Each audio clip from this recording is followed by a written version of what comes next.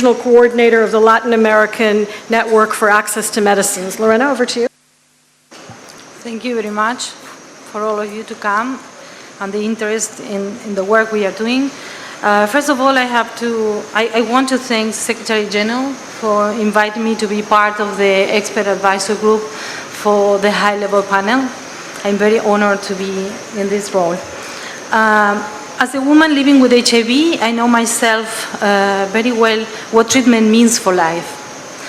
I'm coming from Argentina, and I would like to highlight the situation, the particular situation that people in middle-income countries are facing.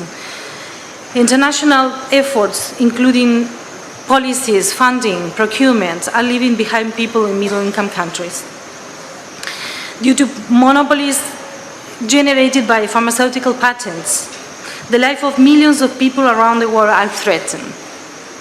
Price of essential medicines are out of reach of these people, and the establishment of the high-level panel means a great expectation that should not be betrayed. It is very important to consider how a person feels when you wake up in the morning and the difference between having or not having the medication when you need for your health, for surviving. Communities expect countries to be actively supporting the work of the panel. The campaigns against the work of the high-level panel are unacceptable and must be stopped immediately. I would like to refer also why countries are not using TRIPS flexibilities. This is a very important issue because TRIPS flexibilities are really legally instruments that are in the TRIPS agreement that countries have the right to use to protect public health. But what happened to countries like Argentina or Brazil that are using the main flexibility that is to define the criteria for patentability of pharmaceutical patents? We are now in Brazil and Argentina being sued, the government is being sued by pharmaceutical companies. In Argentina, for example, the patentability guidelines are being attacked by a judicial case by 26 pharmaceutical companies. Civil society organizations in both countries, we have launched the Drop the Case campaign, Big Pharma Drop the Case, because it is really that governments should be safe to use TRIPS flexibilities because we need essential medicines to be affordable. These measures that Argentina and Brazil are taking is to better administrate the patent system, to protect the system of abuses. I will give an example of that is in a WHO report that analyzes a specific hepatitis C medicines.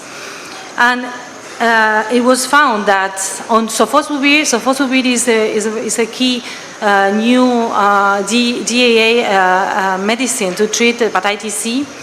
And WHO found 21 patent applications on the same molecule. So this cannot be, this is an abuse, because this extends monopolies and gives exclusive rights and no generics can come to the market. We need really a substantial reform on the system because the system is not really bringing real innovation.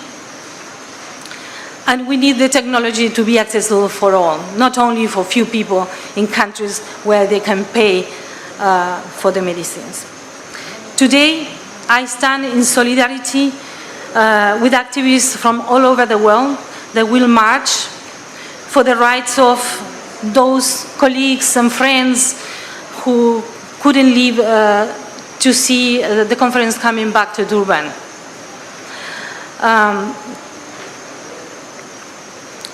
Because they could not access the medicines that they need to keep alive. Today we stand together for the right to health for all people, irrespective of where they live and what the disease they may have. Thank you. Thank you, Lorena.